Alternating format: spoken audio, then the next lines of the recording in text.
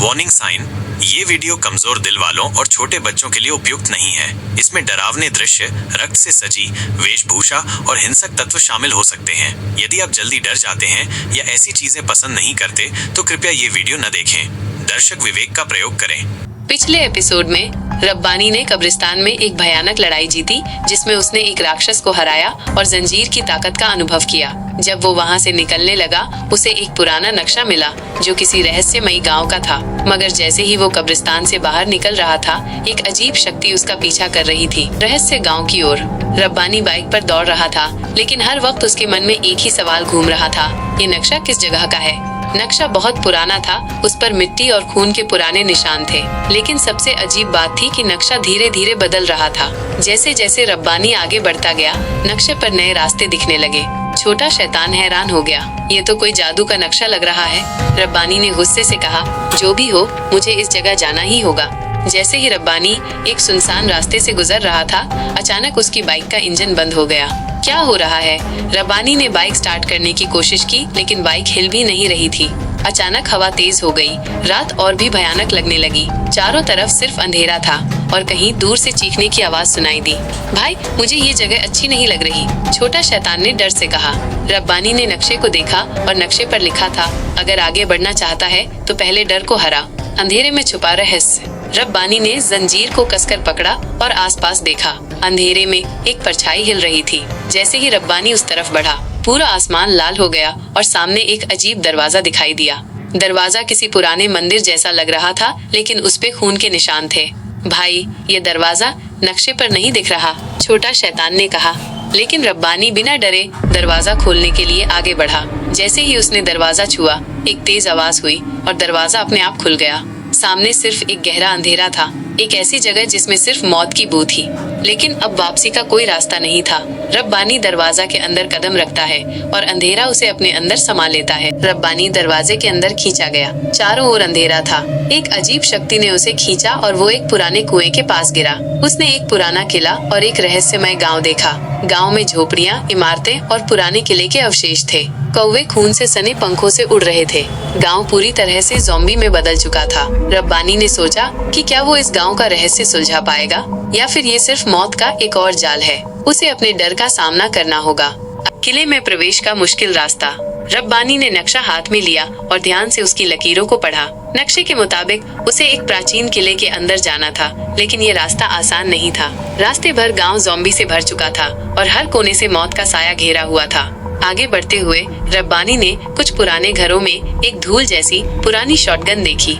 धड़कते दिल के साथ उसने बंदूक को उठाया और हवा में तेज फायर किया। शॉटगन के धमाकेदार शोर के साथ ऐसा लगा जैसे गोलियां खत्म हो गई हैं। लेकिन रब्बानी को याद आया, ये बंदूक उसके लिए पहली बार थी जिसमें गोलियां कभी खत्म नहीं होती।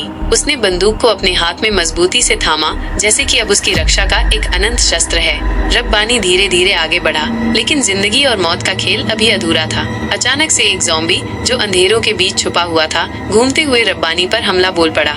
रब्बानी ने उसका सामना करने की कोशिश की, लेकिन ज़ॉम्बी की तेज गति से बचना मुश्किल हो गया। एक गोली ने उसके सर को छू लिया। उसका असर ऐसा था कि रब्बानी का सर हिला और चिढ़ उड़ गई। दर्द से झुकता हुआ वो समझ गया कि यह लड़ाई और भी खतरनाक होने वाली है। किले के अंदर प्रवेश करना अब भी उसके लिए एक बड़ा चुनौती था। नक्शा के मुताबिक किले तक पहुंचना ही अंतिम राज खोलने का पहला कदम था, मगर इस रास्ते में गांव पूरा ज़ॉम्बी में बदल चुका था।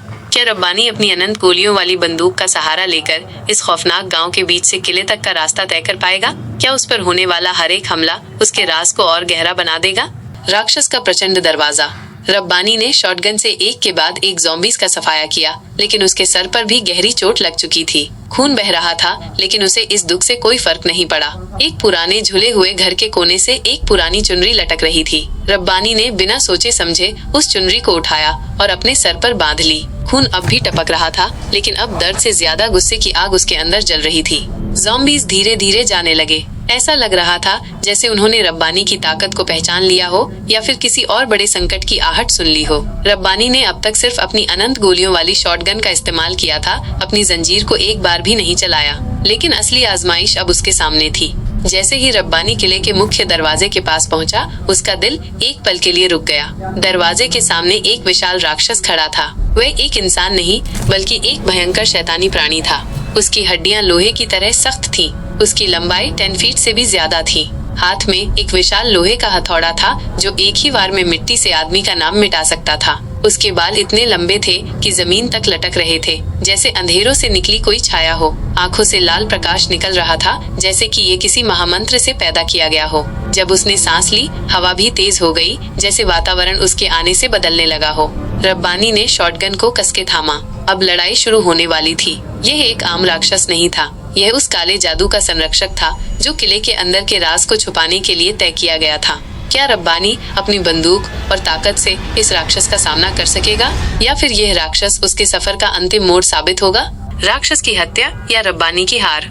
रब्बानी ने अपनी सारी ताकत जोड़कर उस विशाल राक्षस जैसे आदमी को देखा और तुरंत एक योजना बनाई। अगर सामने से लड़ना मुश्किल है तो चुपके से अंदर जाना बेहतर होगा। लेकिन ये इतना आसान नहीं था। जैसे ही राक्षस आदमी थोड़ा आगे बढ़ा, रब्बानी ने चुपके से दरवाजा खोलने की कोशिश की। उसके हाथ धीरे से दरवाजे पर गए, लेकिन तभी एक जोरदार आवाज गूंज उठी, धम, जैसे किसी ने एक बहुत भारी हथौड़ा जमीन पर मार दिया हो।